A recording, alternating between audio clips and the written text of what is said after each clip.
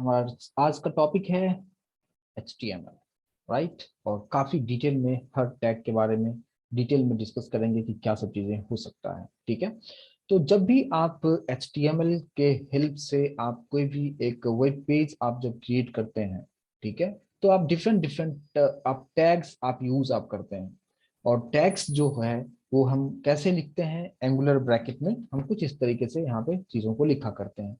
लेकिन आप किसी भी वेबसाइट पे जाके अगर आप देखना चाहेंगे कि किसी भी वेबसाइट का सोर्स कोड क्या है, इंटरनली कोई भी पेज किस तरीके से डिजाइन किया गया है, अगर आप देखना चाहते हैं तो आप वहां पे देखेंगे कि फर्स्ट लाइन जो आपको वहां पे मिलेगा ना, वो क्या मिलेगा, वो आपको मिलेगा कुछ इस तरीके से एक्सक्लामेशन साइन लिखा होगा। और फिर वहां पे लिखा रहेगा क्या, doc type, DOC, doc type, कुछ इस तरीके से। और फिर HTML लिखा होगा कुछ इस तरीके से। सबसे फर्स्ट लाइन आपको यही दिखेगा। तो इसका क्या मीनिंग है, बहुत सारे आप जब इंटरव्यू में जब आप जाएंगे तो ये क्वेश्चन आपसे पूछा जाता है, इसका क्या मतलब है। आप ये अगर नहीं भी लिखते हैं तो क्या आपका कोड जो है वो सक्सेसफुली तरीके से रन होगा क्या, तो डेफिनेटली वो रन होगा, उसमें कोई प्रॉब्लम नहीं होता है। तो ये है क्या और क्यों इसका यूज किया जाता है, पहले मैं आपको दिखाना दिखाना चाहूंगा कि ये कहाँ पे लिखा हुआ रहता है। जैसे कि मान लीजिए कि मैं कोई भी एक वेबसाइट में आपके सामने शेयर कर रहा हूँ, और उस वेबसाइट को आप देखेंगे क्या कि जैसे मान लीजिए कि मैं यहाँ पे गूगल पे जाके TCS के वेबसाइट को मैं ओपन कर रहा हूँ, टाटा कंसल्टेंसी सर्विस पे।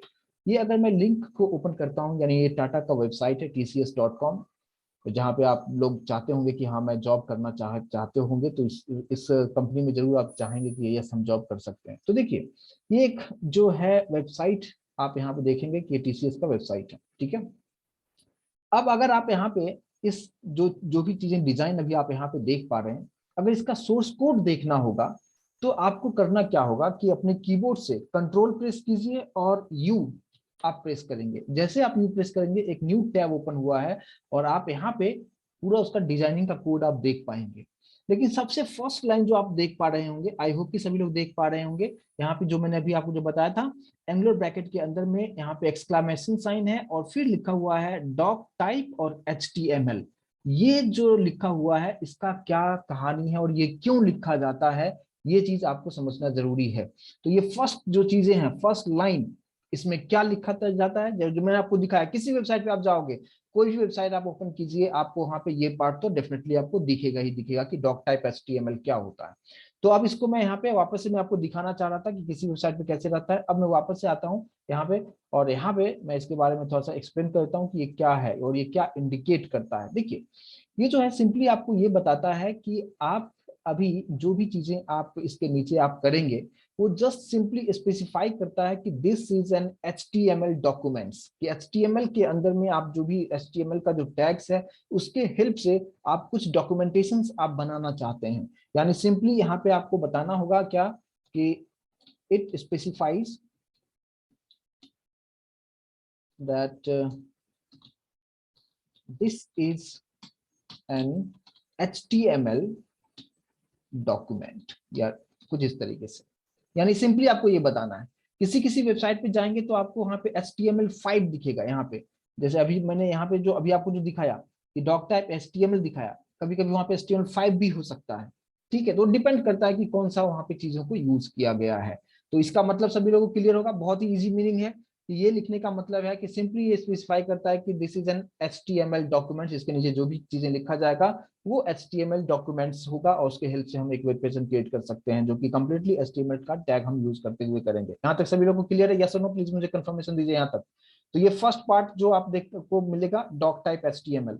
इसके बाद आपको मिलेगा क्या, इसके बाद आपको यहाँ पे मिलेगा क्या, HTML कुछ इस तरीके से, और लास्ट में HTML को क्लोजिंग रहता है।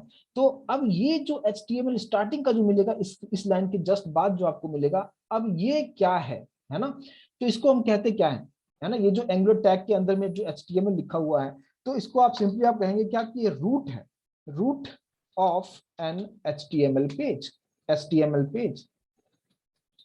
ठीक है, कि ये जो है एक रूट है, क्योंकि यही से आपको जो भी कोडिंग करना है हर चीज आपको इसी के अंदर में ही करना है। ये HTML ओपनिंग टैग होता है और इसके अंदर ही आप हर चीज को आप लिखेंगे। यानी सेकंड लाइन आपको होगा ये HTML जिसको हम ओपनिंग टैग कहते हैं, बट इसका क्या मीनिंग है, रूट है ऑफ एन HTML पेज। इसके बाद आपको मिलता है क्या, वहां पे आपको मिलेगा हेड पार्ट सबसे पहले, ठीक है। अब हेड पार्ट का क्या मतलब है, एक्चुअली हेड पार्ट का एक अलग अलग मीनिंग है, बट एक्चुअल जो हेड पार्ट का जो मीनिंग है वो यहाँ पे आपको क्या है वो आपसे समझिए कि head contains, head contains page Meta data, कुछ इस तरीके से।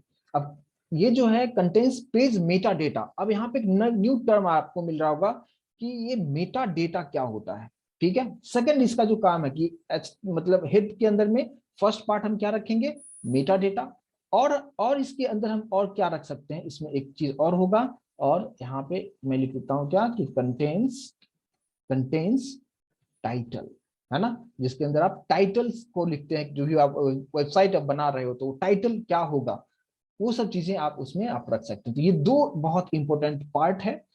लेकिन अब आपको समझना ये है कि हेड के अंदर में तो ये हो गया दो पार्ट, अब थर्ड पार्ट एक चीज और आपको मिलता है, और वो है क्या, तीसरा पार्ट हेड के अंदर में आप क्या रखोगे, और वो होता है क्या, मेटा कैरेक्टर सेट होता है, ठीक है। यानी वो चीज यहाँ पे आपको किस तरीके से आपको लिखना होगा उस चीज को आप समझिए, वो भी हेड के अंदर ही होगा।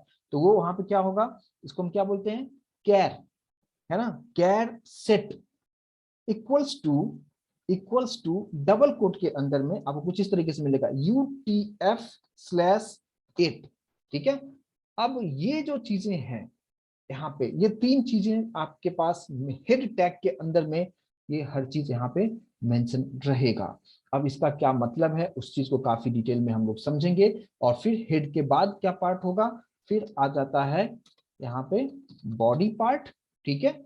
और आपको यहाँ पे HTML, यहाँ पे फिर आपका हेड, हेड के अंदर में क्या क्या चीजें होगा, और फिर यहाँ पे बॉडी पार्ट, ठीक है। और बॉडी पार्ट के अंदर में ही हम क्या लिखते हैं, जो आपके वेबसाइट पे जो पेजेस होता है वो, जैसे मैंने अभी आपको एक जो एग्जांपल आपको जो दिखाया था वो मैं फिर से एक बार मैं दिखाना चाहूंगा, ताकि आप उस चीज को बेहतर तरीके से आप यहाँ पे समझ पाएंगे। अभी आप यहाँ पे देखो, अभी आप जो वेबसाइट एग्जाम्पल में दे रहा था उस चीज को आप यहाँ पे समझिए।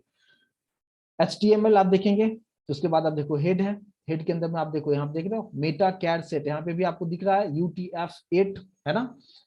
और फिर टाइटल भी आप देख रहे हैं, और फिर मेटा के अंदर मेटा के बारे में भी काफी डिटेल में हम डिस्कस करेंगे, और फिर से और मेटा है, बहुत सारी चीजें हैं, मेटा नेम है, तो ये सब क्या चीजें हैं उसके बारे में हम आज काफी डिटेल में डिस्कस करेंगे।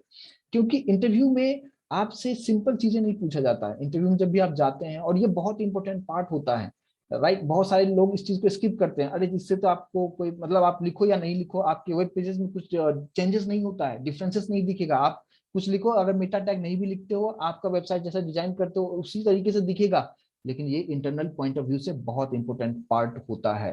तो यहाँ पे सिंपली जो मैंने आपको चीजें बताया कि ये सब चीजें क्या है, इसके बारे में हम, डॉक टाइप का मतलब मैंने आपको बता दिया, HTML क्या है बता दिया, हेड क्या है, और हेड के अंदर में हम मेटा डेटा रखेंगे, और मेटा डेटा क्या है, मेटा के अंदर देखो बहुत सारी चीजें यहाँ पे लिखा हुआ है, बहुत सारी चीजें यहाँ पे लिखा हुआ है, सिर्फ मेटा के अंदर में आप देख सकते हो यहाँ पे कितना, यहाँ पे मेटा नेम बहुत सारी चीजें आपको लिखा हुआ है, यहाँ तक आप देखोगे मेटा में ही चल रहा है।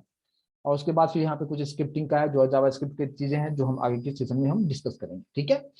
अब यहाँ पे आप सिंपल तरीके से समझिए क्या कि ये जो वेबसाइट आप देख रहे हैं, यहाँ पे जो भी आप लिखते हो ये हेड पार्ट के अंदर में, टाइटल के अंदर जब जो कुछ भी लिखेंगे वो यहाँ पे डिस्प्ले होगा।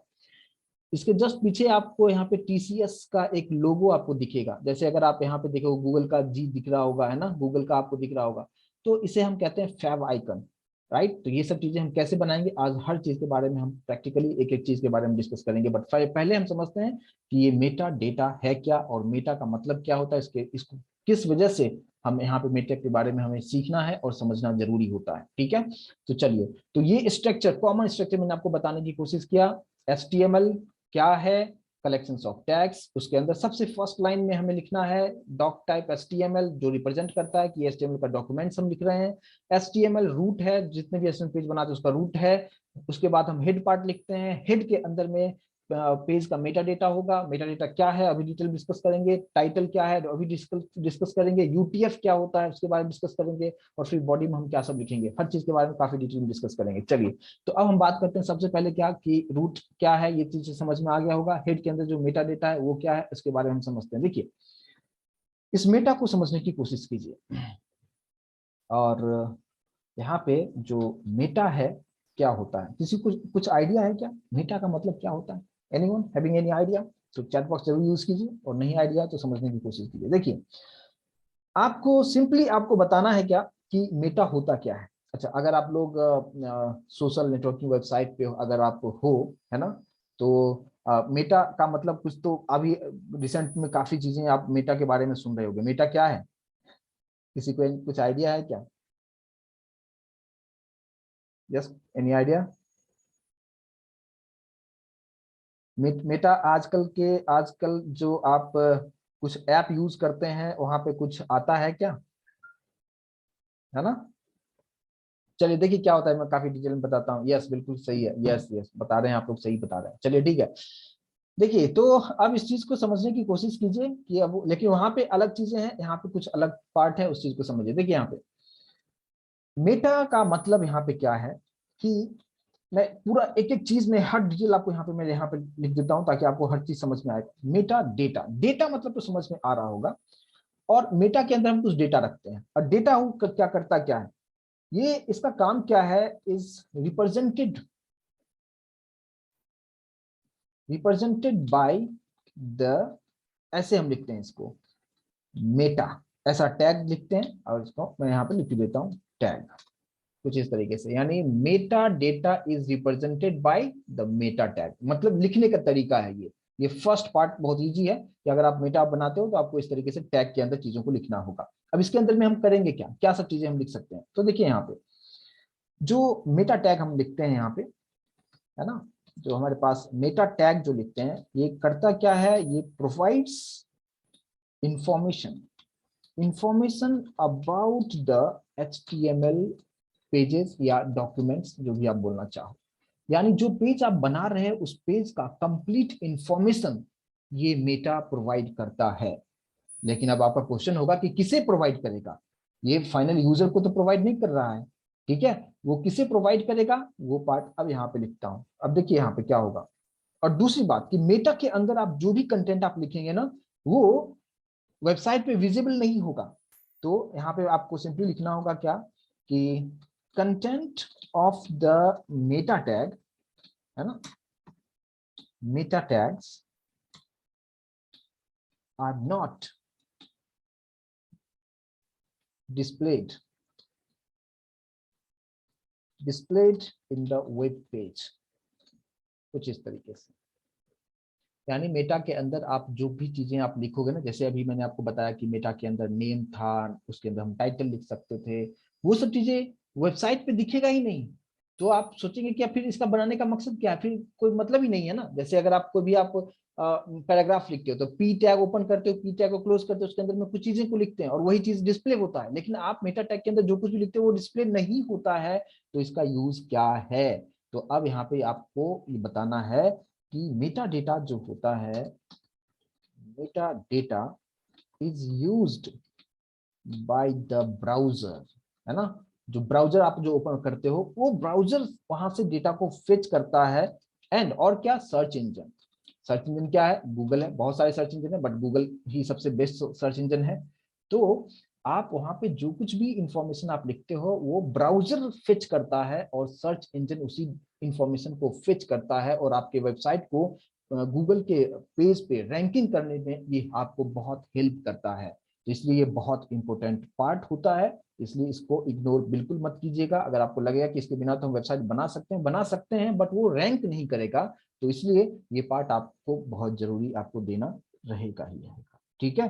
तो आप सिंपली आप बोल सकते हो क्या कि ऑल इंफॉर्मेशन, मतलब यहाँ पे with the help of Meta tag, Meta tag, Meta tag, browser, है ना, ब्राउजर एंड सर्च इंजन,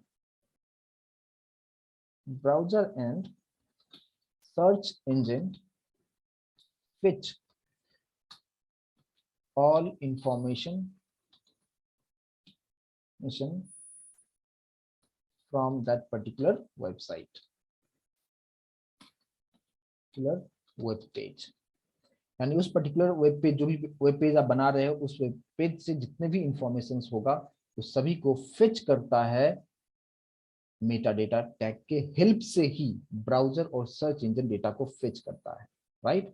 तो ये चीज आई होप ये चीजें समझ में आया होगा। मैंने एक एक चीज यहाँ पे मैंने लिख दिया है, क्लियर होगा? यस और नो प्लीज मुझे कंफर्म करें। और थोड़ा सा मैं इसको अब मैं आपको जो वेबसाइट में आपको जो एग्जांपल के तौर पे जो सिखाने की कोशिश कर रहा था वहां पे ले जाता हूँ और उसके थ्रू मैं आपको बताने की कोशिश करता हूँ कि कैसे होता है। देखिए, अगर आप अभी जो वेबसाइट मैंने आपको जो दिखाया था, मैं वापस से उस वेबसाइट पे मैं लेके चलता हूँ जो टीसीएस का वेबसाइट था। अगर आप यहाँ पे देखेंगे, देखिए यहाँ पे आपको बहुत बारीकी से ध्यान दीजिएगा।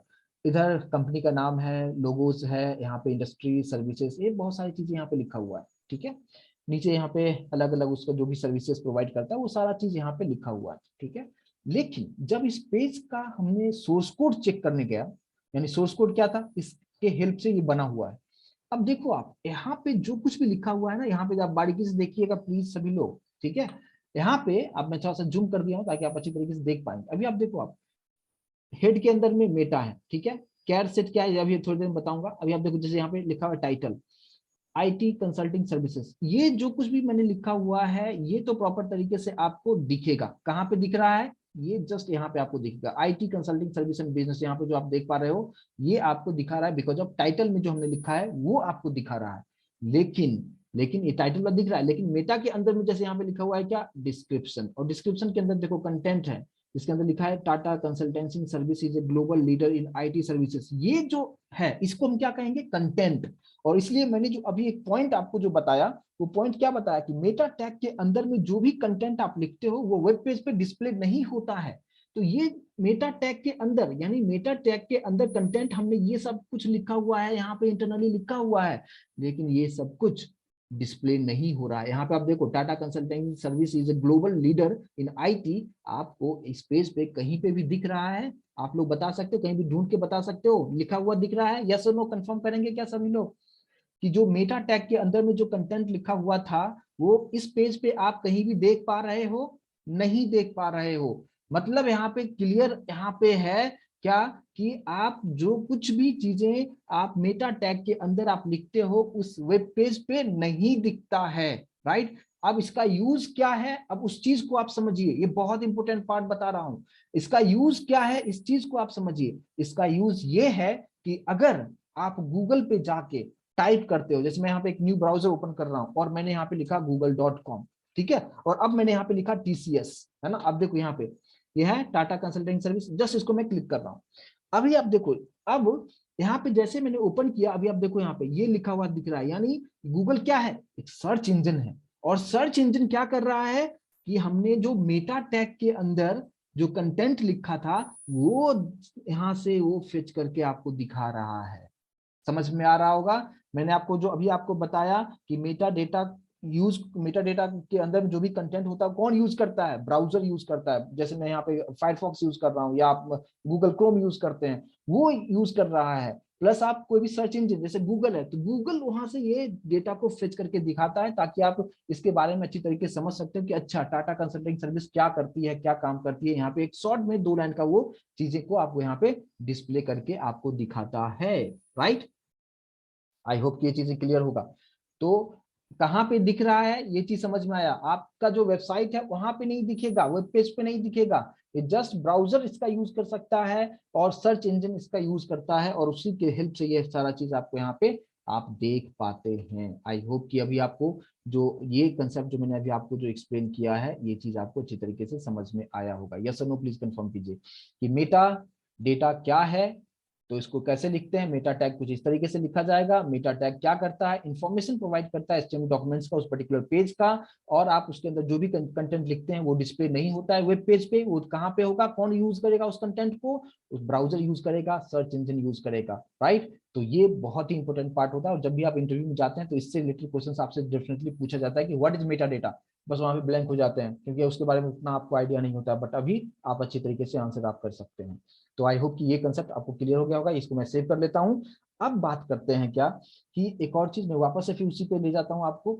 और अब आप यहाँ पे देखिए जो मैंने सोर्स कोड आपको दिखाया था, ये तो आपको समझ में आएगा कि मेटा नेम डिस्क्रिप्शन कहाँ पे डिस्प्ले होता है। अब आप देखो, आप मेटा के अंदर में एक चीज और है आपके पास, कैर सेट और UTF-8। अब ये भी चीजें आपसे पूछा जाता है कि ये क्यों लिखा जाता है ना, और क्या ये कंपलसरी लिखना जरूरी है क्या? तो अभी आप जो भी HTML अभी जो अपडेटेड है, HTML5 अगर हम लोग यूज करते हैं, पहले 4 होता था, 5 अभी चल रहा है, तो अब आप नहीं भी लिखेंगे तो भी चलता है। लेकिन अगर ये लिखा हुआ है और नहीं भी लिखते हो, बाय डिफॉल्ट काम करता है। अगर ये कब ये काम करेगा, जब यहाँ पे HTML5 अगर होता, अभी आप देखो यहाँ पे क्या लिखा हुआ है, डॉक टाइप HTML लिखा हुआ है, उस केस में कंपलसरी तौर पे आपको ये चीज लिखना पड़ेगा। अब इसका क्या मतलब है, इस चीज को आप यहाँ पे समझने की कोशिश कीजिए कि इसका क्या यूज है और ये UTF होता क्या है। ठीक है, अब आपको समझना है क्या कि जैसे आप कुछ भी आप कंप्यूटर जो है क्या समझता है, आप अच्छी तरीके से आपको आइडिया होना चाहिए कि कंप्यूटर हर चीज को बाइनरी फॉर्म में समझता है, 0 एंड 1 के ही फॉर्मेट में हर चीज को समझता है। ठीक है, तो यहाँ पे दो अलग अलग चीजें था। जब HTML का जो स्टार्टिंग का जो वर्जन था, उसमें क्या होता था, उसमें दो चीजें होता था। जैसे आप कंप्यूटर में आप ए लिखते हो, है ना, ये अल्फाबेट ABCD लिखते हो, तो ए का एक फिक्स एक नंबर होता है, ठीक है, और वो कितना होता है 65। अगर हम बात करते हैं कैपिटल बी, तो कैपिटल बी का कितना हो जाएगा 66 होगा, कुछ इस तरीके से चलता जाएगा। यानी अगर हम लास्ट तक हम जेड की बात करें तो ये कहां तक जाएगा 90 तक जाता है। यानी कैपिटल ए जो होता है ना, कैपिटल ए को कंप्यूटर इंटरनली 65 नंबर से आइडेंटिफाई करता है, और जेड जो होता है उसको वो 90 से आइडेंटिफाई करता है। अगर हम बात करते हैं स्मॉल का, तो स्मॉल में कितना होता है, यहाँ पे 97 होता है, और जेड स्मॉल जेड की बात करें यानी 97 से 98 99 इस तरीके जाते जाते ये कितना तक जाएगा 127 तक जाएगा या 122 तक जाएगा, कहां तक जाएगा, तो कंफर्म करेंगे कितना तक जाएगा। यस यस, कोई बताएगा कहां तक जाएगा, जेड का मतलब कहां तक जाना चाहिए, ये 122 तक जाएगा। ठीक है, तो आई होप कि ये चीज अभी आपको समझ में आ रहा होगा। अभी जो मैं चीजें बता रहा हूँ ये चीज बहुत आराम से आप समझने की कोशिश कीजिए। उसी तरीके से यहाँ पे जो पहले HTML का जो आप प्रीवियस वर्जन अगर आप जानते हो, है ना, अब जैसे HTML1 फिर आया 4, वो सब चीजों में जो यूज किया जाता था, ये वाला यूज किया जाता था। और वहां पे उसको क्या कहते थे, उसको क्या कहते थे, इस चीज को आप समझिए, उसके अंदर में क्या सब चीजें होता था। HTML 4.0 की अगर हम बात करें, तो वहां पे लिखा जाता था कुछ इस तरीके से। वहां पे क्या लिखा जाता था, मतलब मेटा के अंदर में वो भी चीजें कहाँ लिखा जाता था, मेटा के अंदर। यानी वहां पे क्या होता था, ऐसे लिखा जाता था, meta char set, char set equals to, और डबल कोट के अंदर में वहां पे लिखा जाता था आईसो, और 8859-1, कुछ इस तरीके से लिखा जाता था। ठीक है, ये पहले लिखा जाता था, यानी HTML 4.0 वाले वर्जन में ऐसा लिखा जाता था। ठीक है, और फिर यहाँ पे इसका यहाँ पे क्लोजिंग रहेगा। तो ये लिखने का मतलब ये था कि ये इसके अंदर टोटल नंबर ऑफ कैरेक्टर जो होता था, क्या क्या चीजें आता था, उसमें आता था कैपिटल ए से लेते हुए कैपिटल जेड तक का पार्ट आता था, ये वाला पार्ट, ये वाला पार्ट, यानी ए से जेड तक आता था। प्लस नंबर की अगर हम बात करें तो 0 से लेके 9 तक होता था, और जितने भी स्पेशल कैरेक्टर्स हैं जैसे एक्सक्लेमेशन साइन हो गया, जैसे कि यहाँ पे हम बात करें क्या कि हैश हो गया, है ना, ये सब जो भी स्पेशल कैरेक्टर्स हैं, ये सब कुछ इंक्लूड होता था इसके अंदर। यानी ये बताता था क्या कि आप जब एचटीएमएल में आप कोई वेब पेज बना रहे हो आप, तो ये सभी चीजों को वो सपोर्ट करेगा इसके अंदर में। ये एक स्टैंडर्ड है, ठीक है, जिसको हम यूनिकोड भी कहते हैं, जिसको हम आस्की वैल्यू कहते हैं, American standard code for interchange जिसको कहते हैं। आस्की वैल्यू के अंदर में ये सारा चीज आता है, और ये जो है मैं यहाँ पे थोड़ा सा इस तरीके से कर देता हूँ, इसके अंदर ये तीनों आता है। ठीक है, और इसमें टोटल नंबर जो कितना होता था, जो कि होता था 256 ही टोटल कैरेक्टर्स होते थे। ठीक है, यानी HTML4 की बात कर रहा हूँ। लेकिन ये कब पॉसिबल था, तो इसके हेल्प से अगर आप कुछ कोडिंग करना चाहते, तो इंटरनली क्या होता था कि आप सिर्फ और सिर्फ इंग्लिश लैंग्वेज में ही वेबसाइट आप बना सकते थे। लेकिन अभी आप देखेंगे कि आपका वेबसाइट आप चाहो तो आप मराठी में बना सकते हो, आप बंगाली में बना सकते हो, आप चाइनीज में बना सकते हो, आप जापानीज लैंग्वेज में बना सकते हो, यानी किसी भी लैंग्वेज में आप अपने वेबसाइट पे कंटेंट आप डाल सकते हो। लेकिन अगर आपने कुछ ऐसा लिखे हुए हो जो पहले यूज किया जाता था, तो उसमें आप सिर्फ इंग्लिश लैंग्वेज में ही बना सकते थे, क्योंकि वहां पे सिर्फ हमारे पास 256 कैरेक्टर्स ही थे। राइट। तो ये मेटा डेटा के अंदर में ही ये डिफाइन किया जाता था पहले, ये सपोर्ट करता था HTML4 में। मैं यहाँ पे लिख भी देता हूँ कि कौन सा वर्जन सपोर्ट करता था। HTML 4.0 की बात कर रहा हूँ ये, है ना, ये हो गया 4.0 में ऐसा हुआ करता था। ठीक है, तो ये भी आपको पता होना चाहिए। यानी कैर सेट अगर यहाँ पे अगर हम बात करें तो ये सिंपली आपको समझना, आपको अगर पूछा जाता है कि मेटा कैरेक्टर सेट क्या होता है, कैरेक्टर मतलब समझ में आ रहा होगा कि एबीसीडी जो भी आप लिखते हो उसी कैरेक्टर हम कहते हैं। तो उसमें जो भी आप कैरेक्टर लिखते हो तो उसमें अगर ये लिखा हुआ है तो आप सिर्फ इंग्लिश में ही बना सकते हो, आप दूसरे लैंग्वेज में आप नहीं बना सकते थे।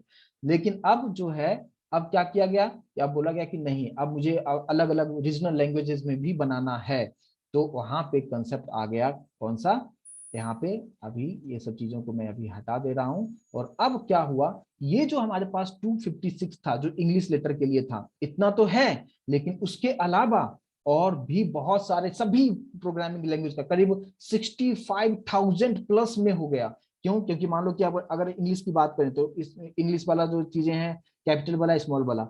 अगर हिंदी की बात करें तो हिंदी का जो वर्ण वाला होता है ना, अ आ इ ई, उसके अकॉर्डिंगली अलग हो गया। मराठी की बात करें, बंगाली की बात करें, उर्दू की बात करें, यानी जितने भी प्रोग्रामिंग लैंग्वेज है सभी को इसमें इंक्लूड किया गया। और उसके लिए हमें क्या लिखना पड़ता है, अब जो हम लोग यूज हम करते हैं, हम क्या यूज करते हैं यहाँ पे मेटा के अंदर, meta char set equals to, यहाँ पे डबल कोट के अंदर UTF, और यहाँ पे 8 लिखते हैं कुछ इस तरीके से। ठीक है, तो ये लिखने का मतलब क्या हो गया, इसको हम क्या कहते हैं, यू फॉर होता है क्या यहाँ पे, इसको कहते हैं यूनिकोड, यूनिकोड।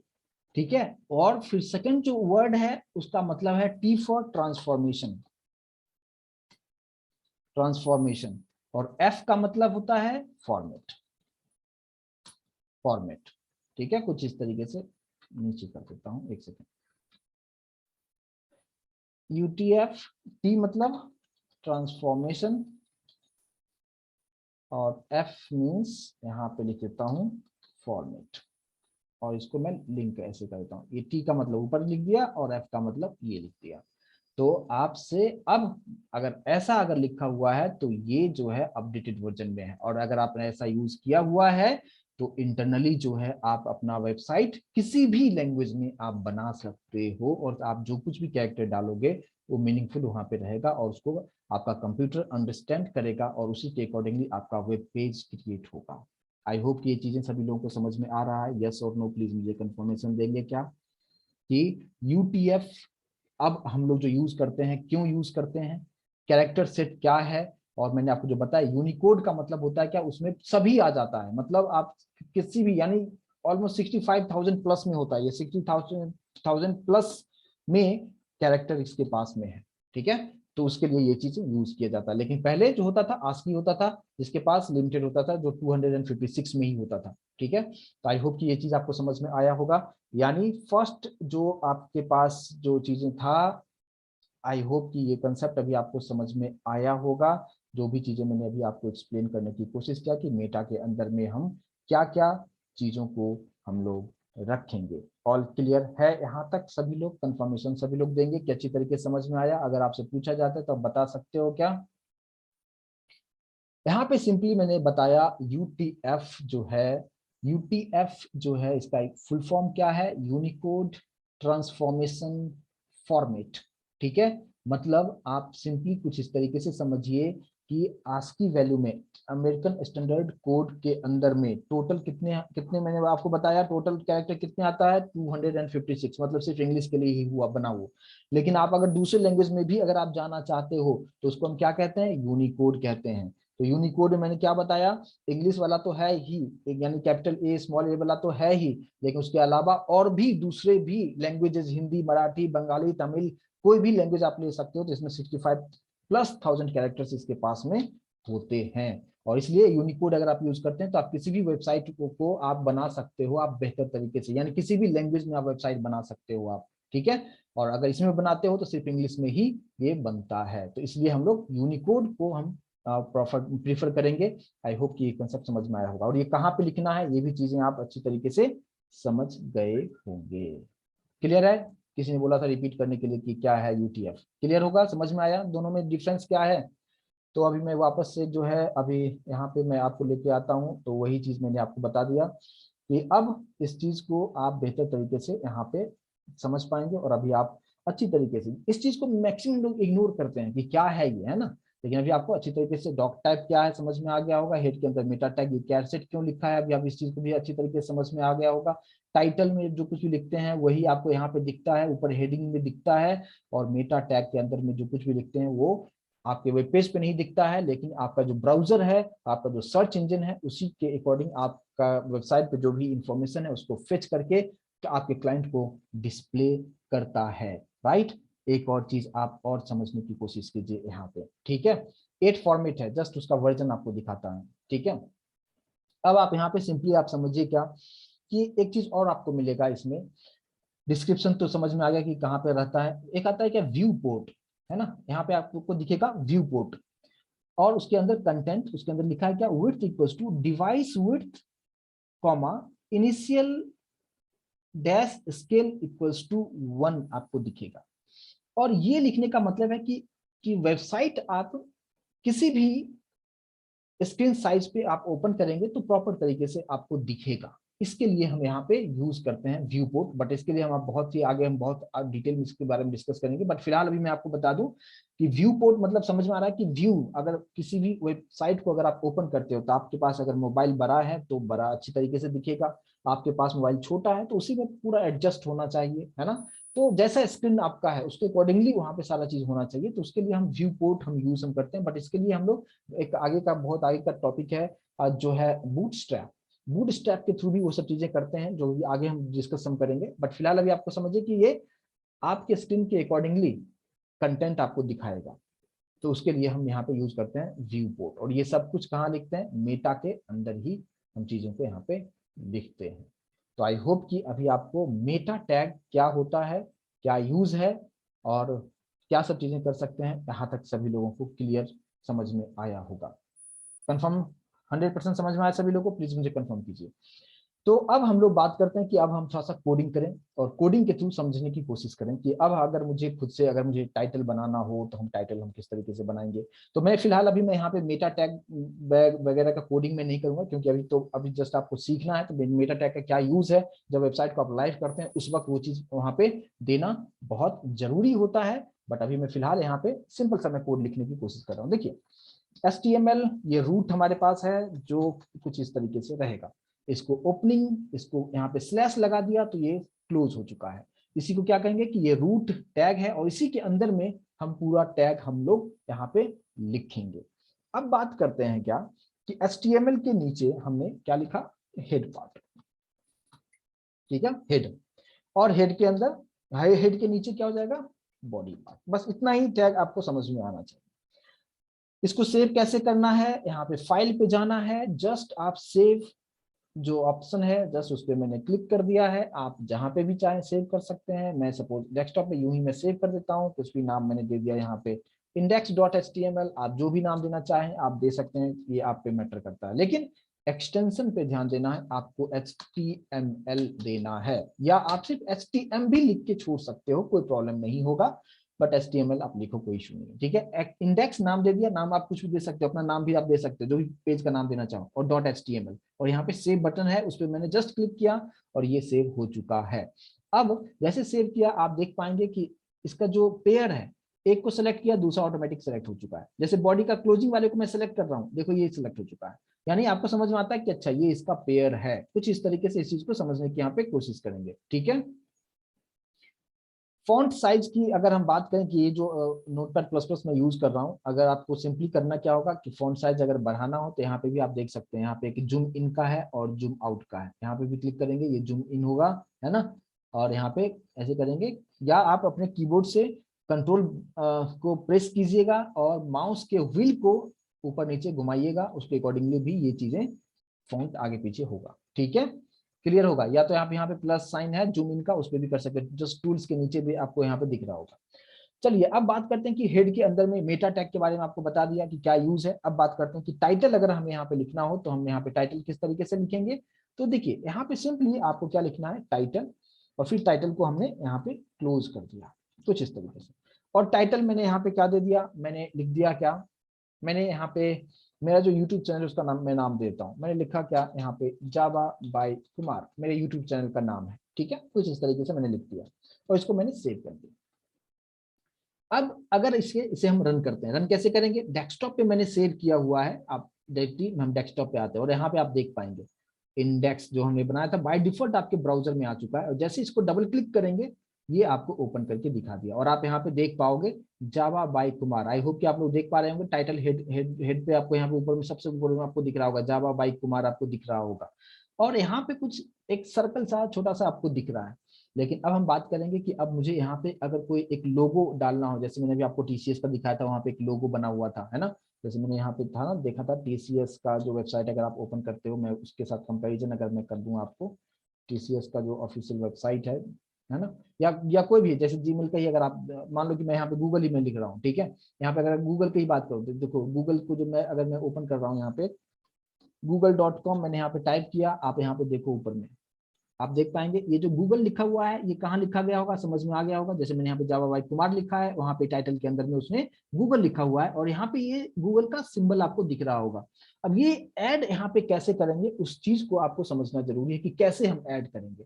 अब एक चीज मैं आपको बताऊं कि यहाँ पे जो भी हम इमेजेस ऐड करेंगे बहुत छोटा इमेज होता है, तो छोटा इमेज हम लाएंगे कहाँ से, ठीक है, या अगर आप खुद से आप डिजाइन कर सकते हो, वो कैसे डिजाइन होगा हम आगे की सेशन में डिस्कस करेंगे, बट अभी मैं बना बनाया मैं आपको दिखाता हूँ और आप वहां से एक ही जैसा चाहो फ्री इमेज है, आप कॉपीराइट का कोई इशू नहीं होगा, आप वहां से आप ले सकते हो। कहाँ से लोगे आप, आपको सिंपली गूगल पे जाना है, गूगल पे जाने के बाद आपको सिंपली टाइप करना है .ico फाइल। आईसीओ फाइल ऐसा होता है, देखो यहाँ पे आईसीओ फाइल फॉर्मेट क्या होता है, ये बहुत ही छोटा वाला फाइल होता है, ठीक है, बहुत स्मॉल फाइल होता है, देखो small images at multiple sizes and colour depth यहाँ पे पूरा बता रहा है, इसको कहते हैं आईस, जैसे जेपीजी होता है, पीएनजी फॉर्मेट होता है, उसी तरीके से आईसीओ भी होता है, ठीक है। तो जैसे मैं गूगल पे आप भी टाइप करोगे .ico फाइल तो कुछ इस तरीके से ओपन हो जाएगा और एक वेबसाइट है icons.com, इसको मैं क्लिक करता हूँ, ये इसको मैं ओपन करता हूँ,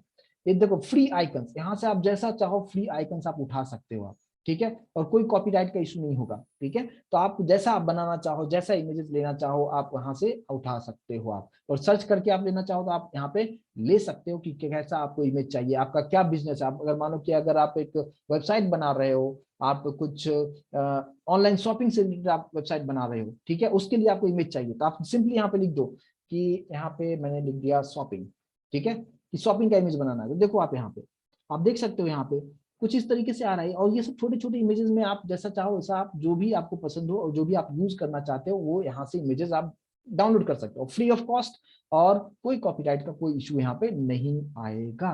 तो जो भी आप इमेजेस लेना चाहें आप यहाँ से आप ले सकते हैं, ठीक है, सपोज कोई भी मैं लेट्स से कोई भी जैसे ये इमेज है एक है, ठीक है, अब इस इमेज पे मैं क्लिक कर दिया, सिंपल मैंने क्लिक किया है, और जैसे मैंने यहाँ पे क्लिक किया है, क्लिक करने के बाद यहाँ पे इमेजेस आपको दिखा दिया, और इसके अलग अलग देखो ये फॉर्मेट है, पीएनजी में चाहिए, एसवीजी में चाहिए, आईसीओ में चाहिए, आईसीएन, ये अलग अलग चीजें हैं, जस्ट एक्सटेंशन है, मैं इसके बारे में डिटेल में अभी नहीं जा रहा हूँ, ठीक है, तो जस्ट आपको कैसा चाहिए और कितना उसका जो पिक्सल है वो कितना आपको चाहिए उसके अकॉर्डिंगली अभी आप यहाँ से सेलेक्ट आप कर सकते हो आप, ठीक है, मालूम मैं आईसीओ सेलेक्ट कर देता हूँ, छोटा सा इमेज रहेगा प्रॉपर तरीके से वहाँ फिट बैठेगा, और बाय डिफॉल्ट है 512 पिक्सल है, तो ठीक है मैं यहाँ पे डाउनलोड पे मैंने क्लिक कर दिया, जैसे मैं डाउनलोड पे यहाँ पे क्लिक करता हूँ, यहाँ पे बता रहा है कि थैंक यू फॉर डाउनलोडिंग, और डाउनलोडिंग स्टार्ट हुआ क्या, हाँ ये आप देख सकते हो ये डाउनलोड हुआ है, यहाँ पे सेव फाइल पे मैंने क्लिक कर दिया, ओके मैंने कर दिया, ये डाउनलोड यहाँ पे हो चुका है, तो जहाँ पे भी आपका डाउनलोड होके जाएगा बस वहाँ पे आप फोल्डर को ओपन कीजिए, और अभी जो है मैंने यहाँ पे क्लिक कर दिया, ये फाइल जो देख सकते हो आप, इसको मैंने कॉपी कर लिया, ये जो फाइल है इसको कॉपी किया और मैं सिंपली डेस्कटॉप पे यहाँ पे रख लेता हूँ, जहाँ पे मेरा जो पेज है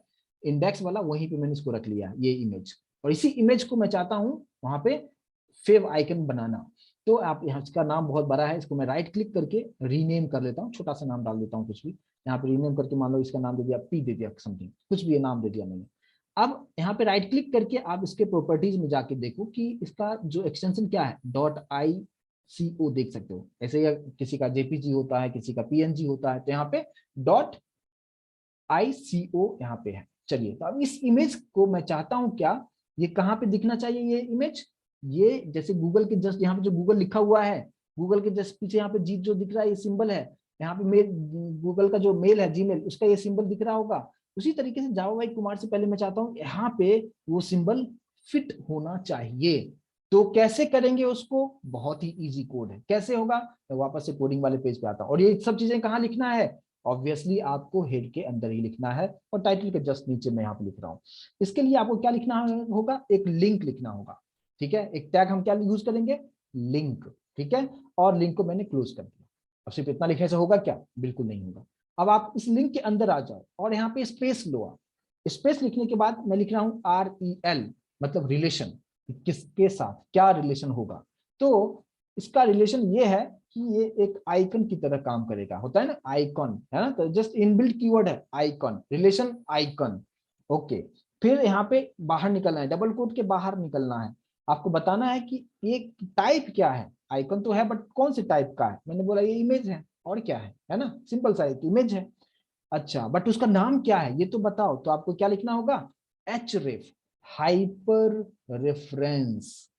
href, एच का मतलब हाइपर और रेफरेंस, यानी उसका आप नाम बताओ। उसके लिए href यूज करेंगे, और डबल कोट के अंदर उस इमेज का नाम हम लिखेंगे। तो मैंने नाम अभी चेंज कर दिया था, क्या नाम दिया था, p लिखा था, और डॉट एक्सटेंशन क्या था उसका, आई, क्या था उसका, एक बार मैं फिर से आपको दिखा दूं यहाँ पे।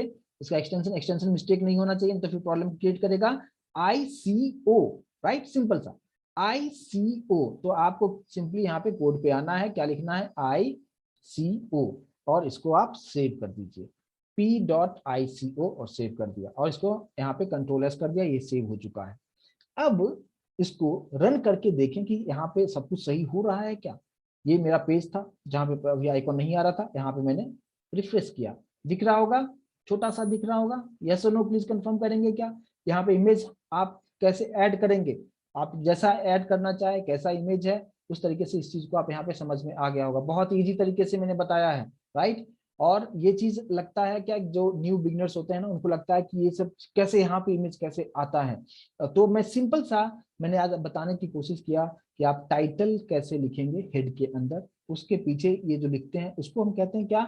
आपसे कभी कभी ये भी पूछा जाएगा कि ये जो इमेज है इसको कहते क्या है, तो आपको सिंपली बताना है कि इसको हम कहते हैं favicon, FAV, favicon इसको कहते हैं, ठीक है। और ये कहाँ लिखते हैं, हेड के अंदर। तो हेड के अंदर भी क्या क्या लिखते हैं अभी आपको अच्छी तरीके से समझ में आ गया होगा। हेड के अंदर हम टाइटल लिखते हैं, आप फैब आइकन के लिए आप लिंक आप देते हो, प्लस आप मेटा डेटा आप यूज करते हो। मेटा डेटा के अंदर क्या क्या चीजें होता है, वो हर चीज के बारे में मैंने आपको काफी डिटेल में मैंने एक्सप्लेन किया है। आई होप कि इतना जितना मैंने भी आपको बताया है आपको अच्छी तरीके से समझ में आया होगा। और मैं चाहूंगा कि जितना मैंने अभी किया है उतना ही आपको प्रैक्टिस करना है, उससे ज्यादा कुछ नहीं करना है। हम स्टेप बाय स्टेप एक एक चीज के बारे में बहुत ही बारीकी से बहुत डिटेल में डिस्कस करेंगे। जैसे मैंने भी आपको आज हेड के बारे में आपको डिटेल में आपको बताया।